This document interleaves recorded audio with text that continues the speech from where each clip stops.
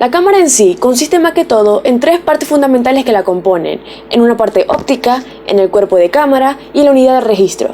Cada una con una estructura interna compleja e importante. Pero en esta oportunidad me gustaría enfocarme más que todo en aquellos elementos que podemos encontrar de forma externa y tangible en nuestra cámara.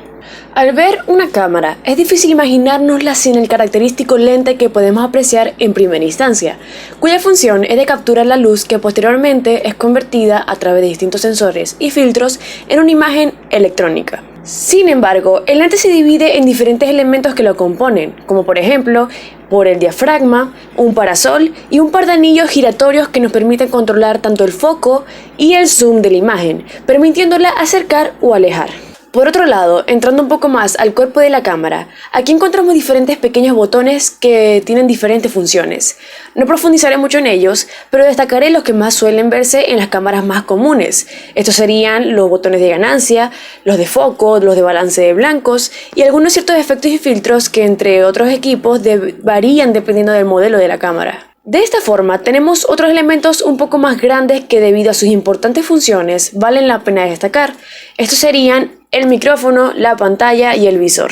El micrófono tiene la particularidad de captar y grabar audio para vincularlo al video. Por otro lado, en las cámaras más comunes es muy posible que encontremos una especie de pantallita desplegable que nos muestra todo lo que está rodando en cámara y apreciar más o menos cómo se vería en pantalla. Sin embargo, también tiene el visor, que más o menos cumple la misma función que la pantalla, pero la diferencia es que este es un sistema más óptico y a la vez es el más adecuado al momento de querer encuadrar una imagen. Para concluir, en toda cámara que utilice baterías, todas tendrán un compartimiento en la parte posterior del cuerpo de la cámara, en donde se almacenan las baterías que alimentan de energía a nuestra cámara. Estas están ubicadas de ese lado para que sea más cómodo y más rápido al momento de cambiarlas y que de esta forma no se pierda tiempo de rodaje. Entre tantos tipos de movimiento de cámara, podemos clasificarlos dependiendo de las características que tengan. En este caso, estaré resaltando dos tipos de movimientos: los movimientos de cámara de traveling y los movimientos de cámara de panorámica. El traveling consiste en un desplazamiento de la cámara durante el cual permanece constante el ángulo entre el eje óptico y la trayectoria del desplazamiento. Las funciones del traveling varían su significado según sea la orientación de la cámara. Los movimientos de traveling más conocidos son los siguientes. Traveling in.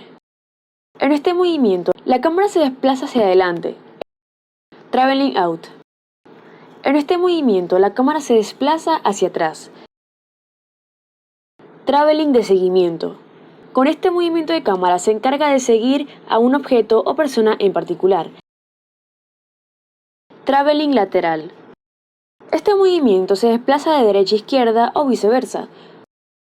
Traveling circular. Este movimiento básicamente consiste en que la cámara se desplaza alrededor de un personaje o de un grupo de personajes, generando diferentes efectos dependiendo del propósito y contexto que tenga.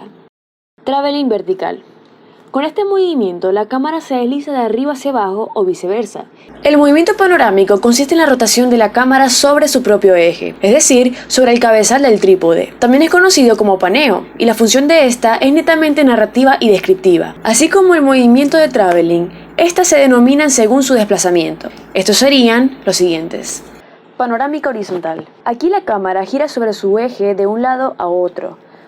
Panorámica vertical. La cámara aquí gira sobre su eje vertical, de arriba a abajo o viceversa.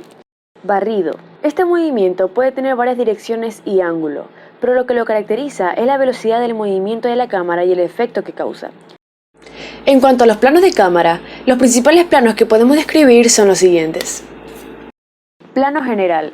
Encuadra un gran volumen de espacio, dirigiendo la atención hacia todo el ambiente mientras se visualiza a la persona. Primer plano. Encuadra a la persona desde los hombros hasta la cabeza.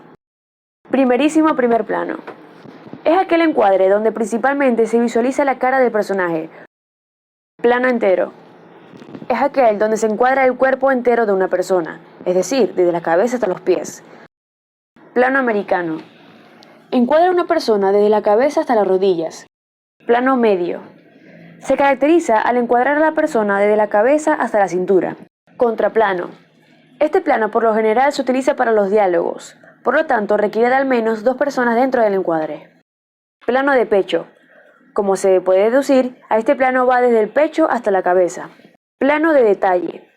Este plano se caracteriza por encuadrar un objeto o un ser vivo, resaltando solo un detalle, enriqueciendo el plano con un valor descriptivo.